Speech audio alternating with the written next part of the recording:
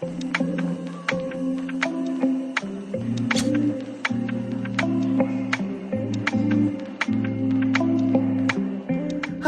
and welcome back to Bedspreads and Pocketbooks. I'm your host, Alfreda Ellington.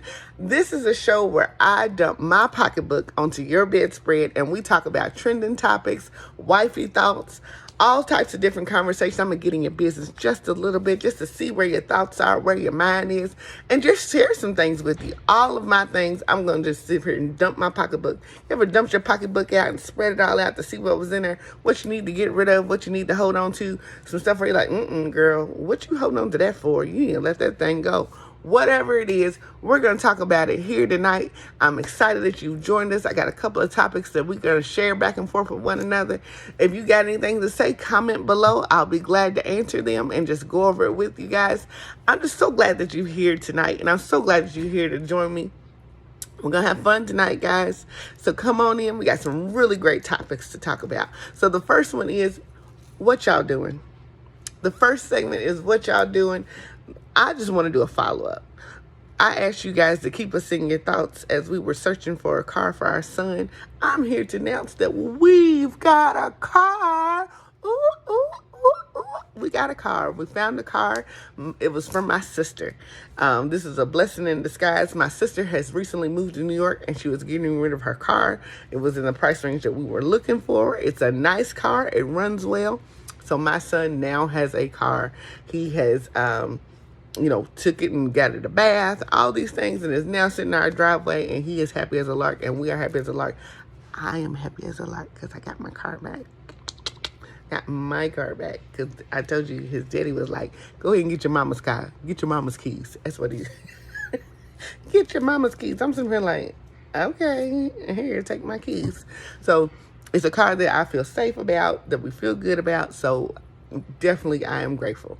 Thankful that I got my car back, and I don't get in there and be like, what is all this stuff in my cup holder? Why is all this trash in my seat? Why is there shirts in my car? What is this? Is this a sock? What is that? I don't have to do that no more. Thank you, Jesus. And we are charging him to keep the car clean. We are. We're not going to sit up there and play because he is a junky boy. He's not one of those neat, clean boys. He is a dirty boy. As my son, I'm just coming out with it. He's 18. I don't know what to say. So neither here nor there. Now, we have charged him to pay the car insurance. And car insurance for an 18-year-old boy, baby, hang up his phone. That's what I wanted to tell the lady. Different ladies that I had talked to over the phone. Hang up his phone. It costs way too much to add somebody to your car insurance.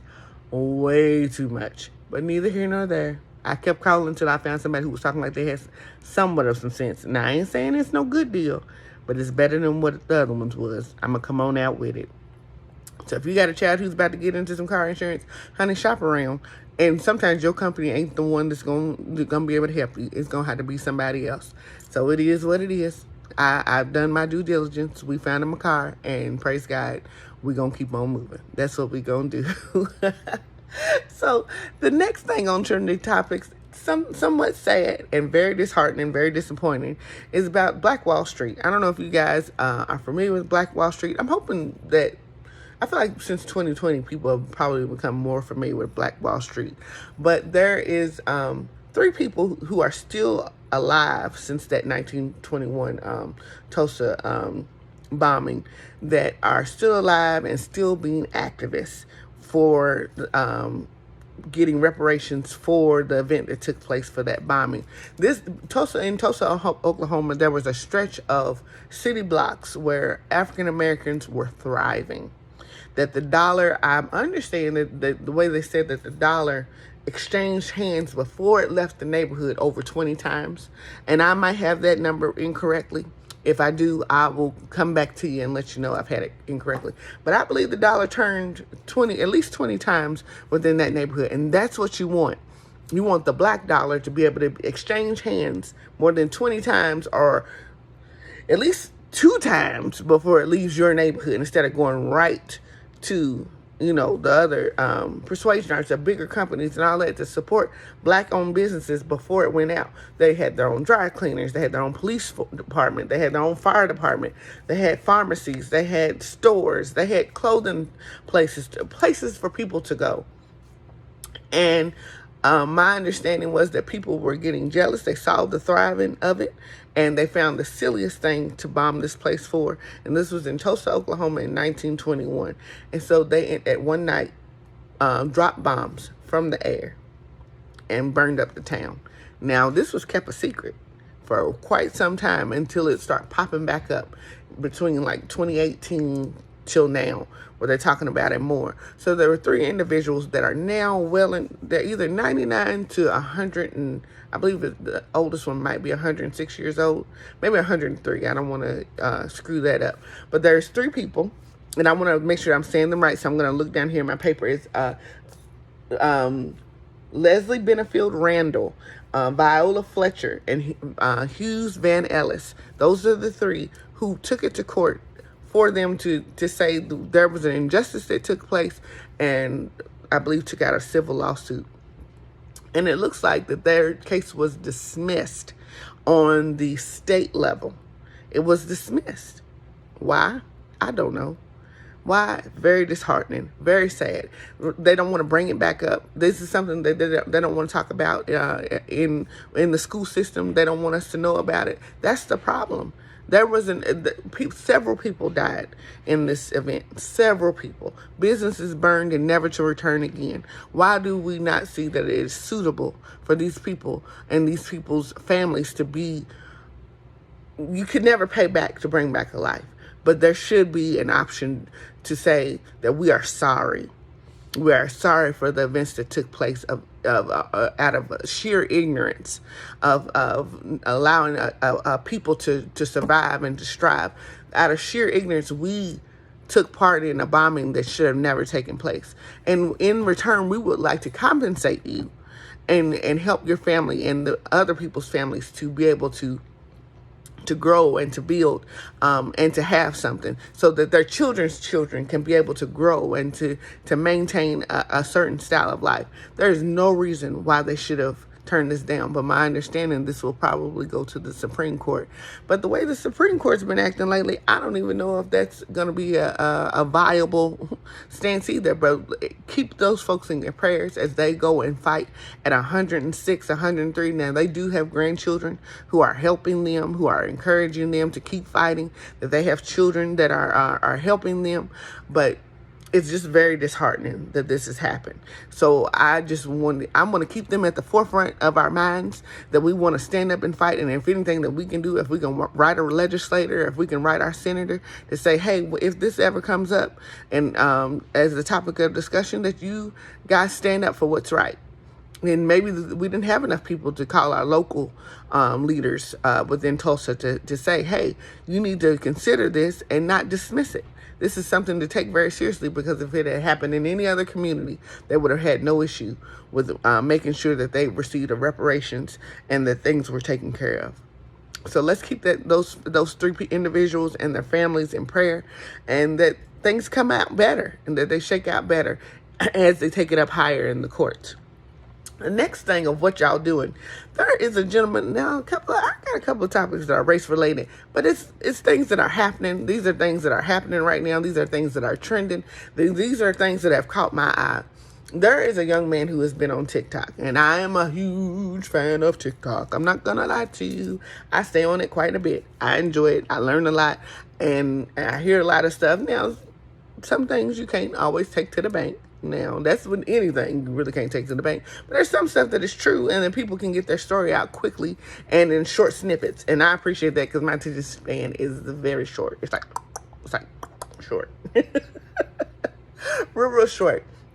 But one of them is this young man who lives in a suburb area. And I'm not for sure of the town. I don't have it written down here, the town. But he lives in a suburb area, and it's a very nice area, because he mentions it in the video.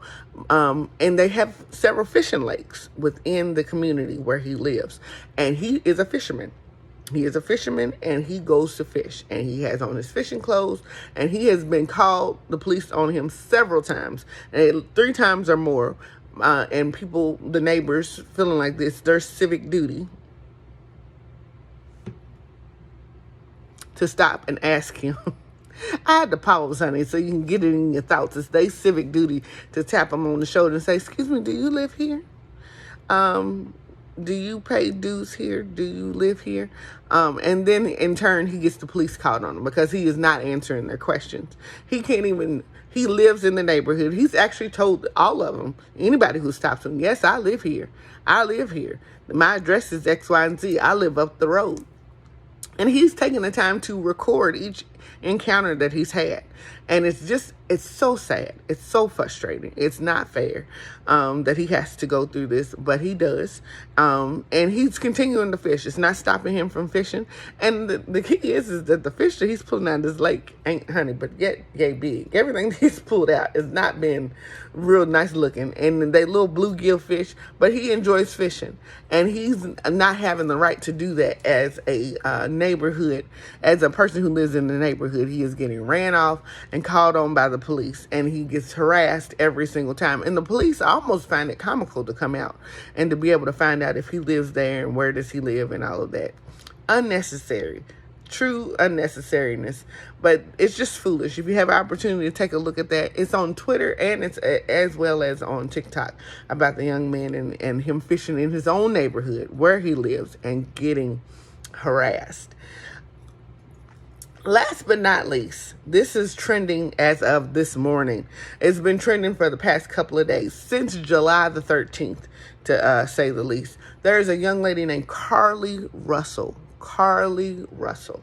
She was a young 24-year-old woman who I'm not for sure if she was going to school to be a nurse or she was a physician in training. I am absolutely not for sure, but she's 24 years old.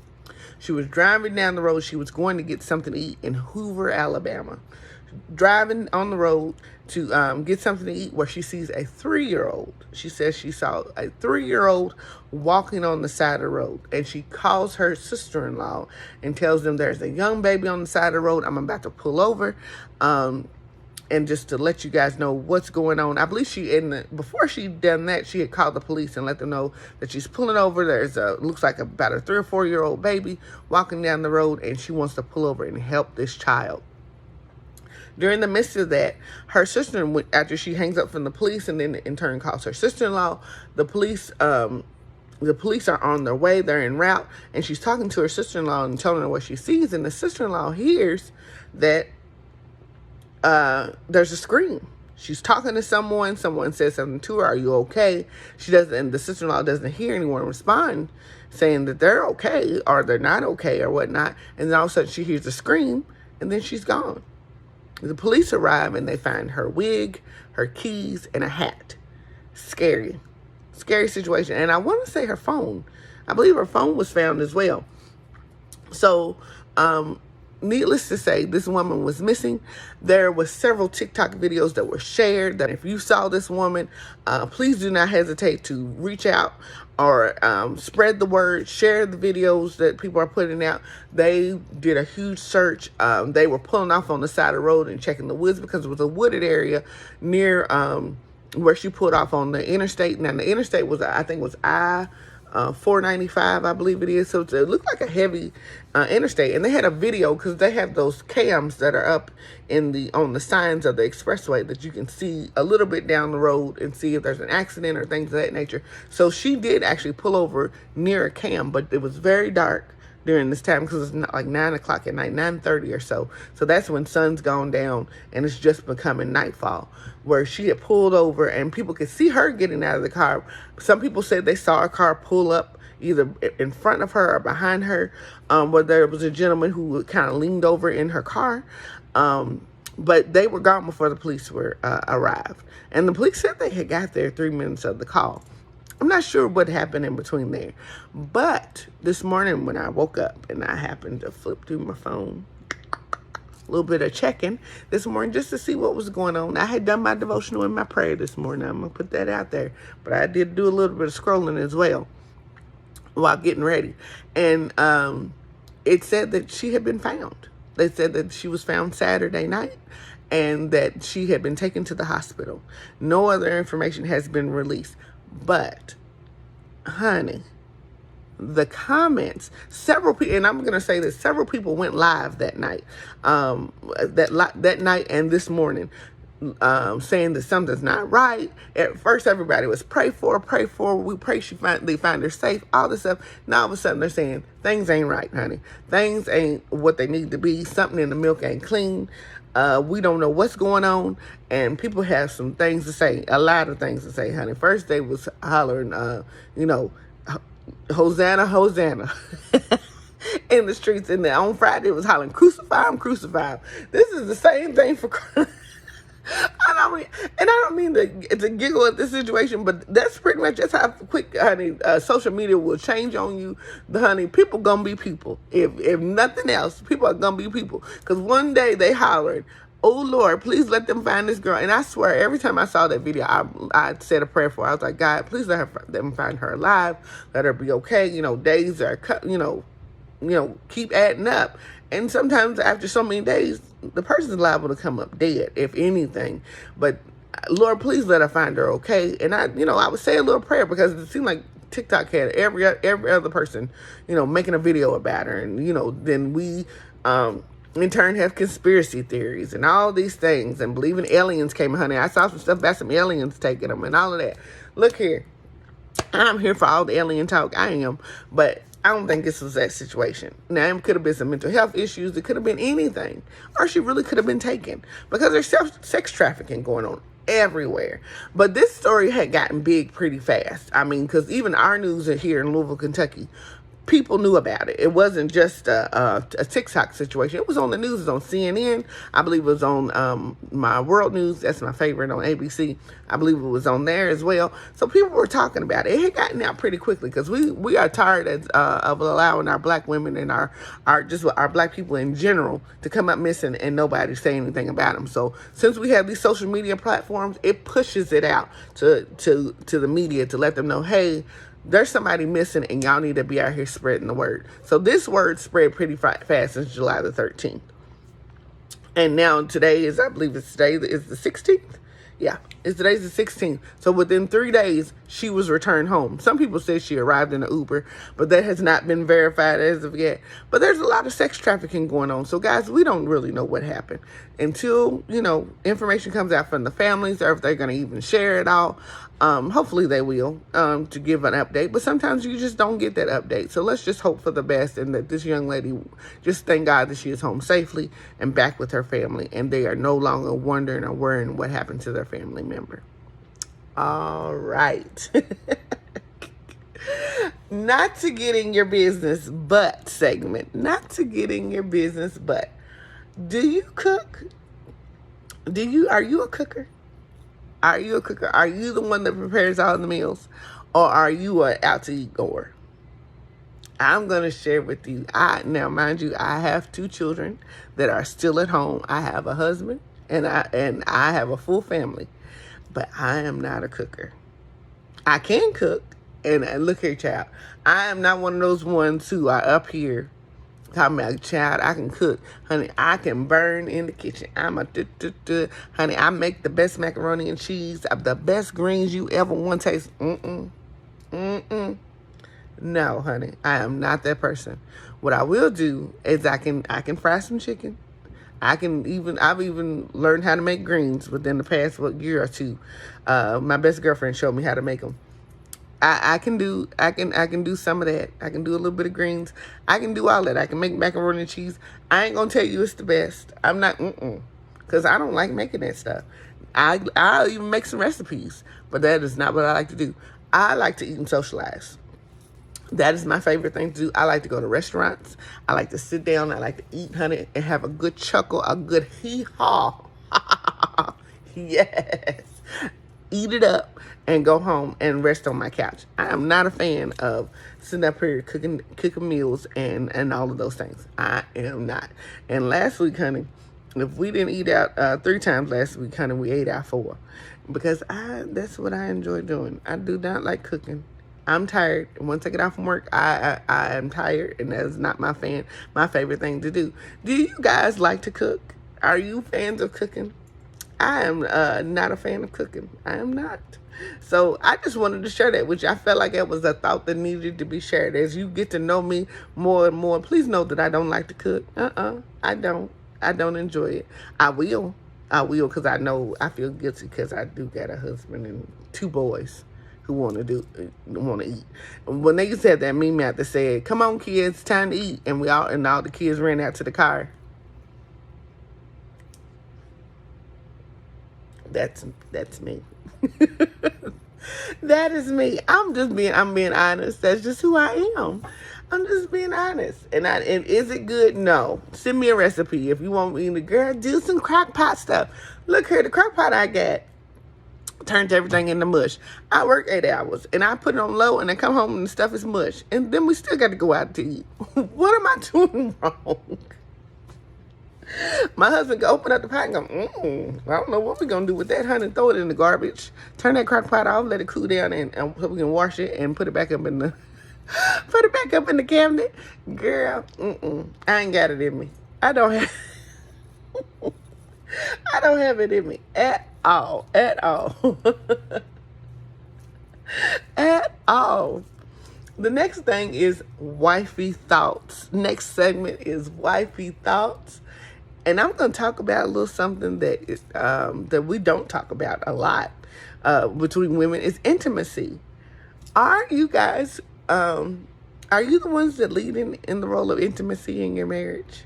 This is for the married women. Now, if you are a girlfriend, and I'm not oblivious to the fact that that there are several people who are out here with mates who live like they're married and enjoy each other's company just the same. But are you one who are you the one who is the romantic one? Are you the romantic one in your relationship? Are you the one that initiates, the intimacy moments? Are you the one who plans the outings and the trips and all of those things to have a good time or to surprise your mate or to surprise your spouse? Now, in those 5 love languages, one of them is acts of service. And then there's receiving gifts and things of that nature. I feel like, in turn, there needs to be something that says that I like doing that feeds I like doing things for my husband. I like surprising him with gifts. I like surprising him with, intimate moments and things of that nature. I like, planning out stuff and making it happen. Now, on the other hand, I've had my feelings hurt too with that, because my husband is not a person who likes to be surprised and things of that nature. But so I stopped for a while. I didn't want to plan anything or come home with a surprise or anything of that nature.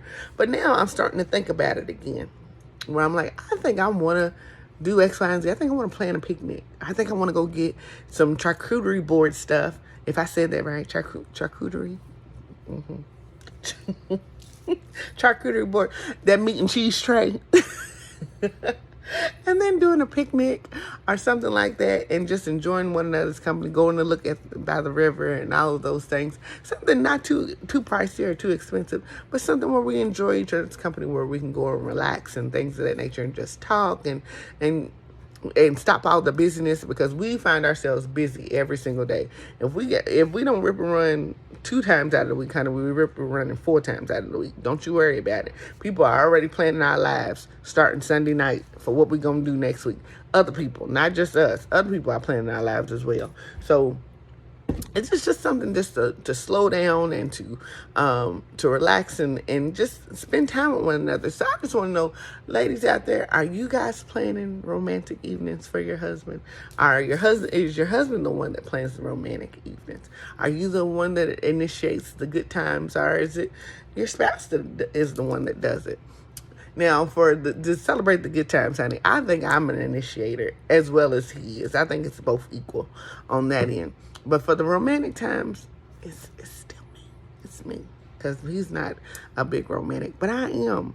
I like to be surprised, so I like to bring home little gifts. Or I was thinking about you, honey, whether it's a candy bar or or if it's like a notepad or whatever I was thinking about him about. If it's, it didn't have to be big stuff or whatever, but all the time where you spend a lot of money on them. But it could be little things too. It's like, oh, this reminds me of you. Oh, this magnet reminded me of you. And I just wanted you to know I was thinking about you while I was out and I wasn't in your presence. So I like those types of things, and I appreciate them. Now, I'll get on my husband. If he comes home with a candy bar and I don't have one, you wasn't thinking about me during the time? You didn't think I wanted a candy bar as well? And he's sitting there like, no. And then I'm sitting there just looking. And then the next time I'll come back, there'll be a little candy bar on the kitchen counter. I bought you a candy bar, babe, because I know it's how you feel.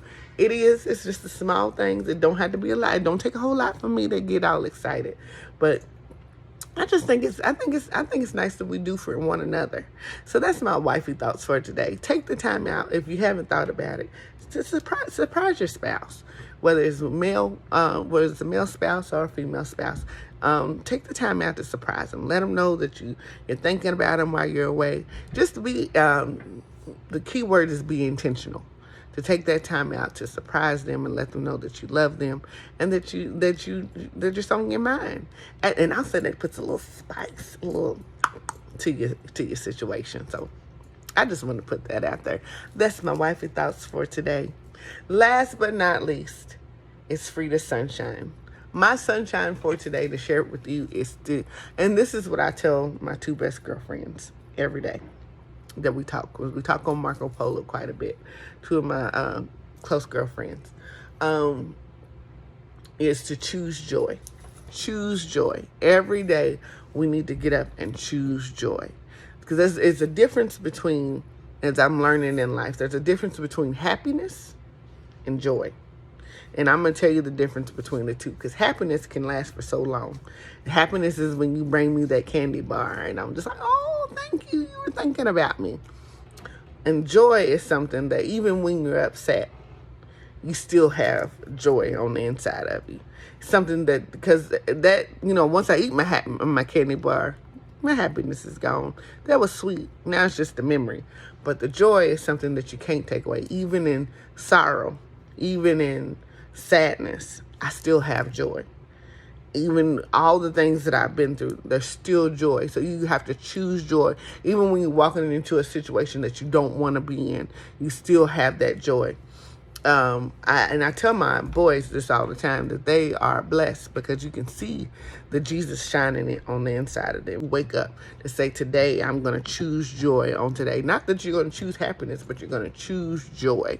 This is something that the world doesn't give to you, because the world doesn't give you joy. Joy comes from our Father in heaven, that He sets on the inside of us. He gives us that peace, even when chaos is going on all around us. Because like I said, I've said on several occasions, there's a storm brewing on the inside that I have going on inside of me at this moment of my life, in this season of my life. There's a storm going, but there's still joy that I'm still able to come on here and laugh and talk with you guys. There's still hope.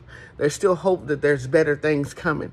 That every day that I choose joy, every day when I get up, I choose joy, and I'm expecting a blessing from God. He loves us, that He cares about us, that His love, we've talked about this prior too, that His love is so wide and so deep for us that I know that I'm loved, that I'm cared for, that this season will not always be, because it is just that. It is a season, and it doesn't last always. We want the joy that in spite of the things that are going on around us, even though the world is doing what it's doing, and people are peopling and doing all the manner of things, that we still choose joy. That each day we get up and choose that I today am choosing joy. I am not waking up and choosing balance. I'm going to choose joy.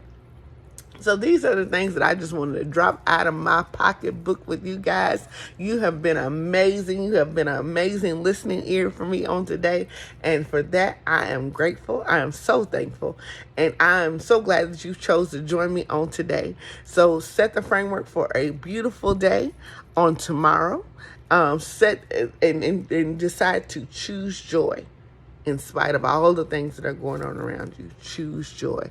Still choose to laugh and smile, and and listen for good things to happen and wait for good things to happen. Wait with expectation. Every day, expect something great to happen to you. All right. Talk to you soon. Bye. And thank you for joining me.